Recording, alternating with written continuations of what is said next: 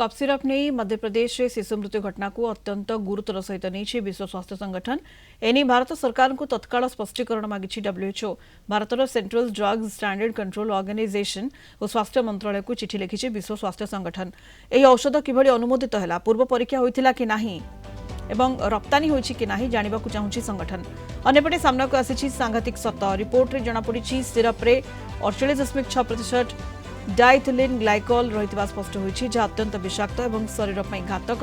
से बड़ी जणा पड़िछि सबु सरकारी नियम को फू करी तयारी हेउतला कफ सिरप कोल्डरिफ प्राय 350 प्रकार नियमर उल्लंघन करी एही बेआईन केमिकल व्यवहार करी सिरप प्रस्तुत करुथिला कंपनी।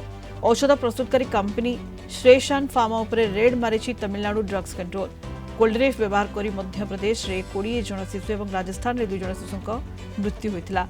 मामला रे अभियुक्त डाक्टर प्रवीण सोनी को गिरफ्त करिछि पुलिस।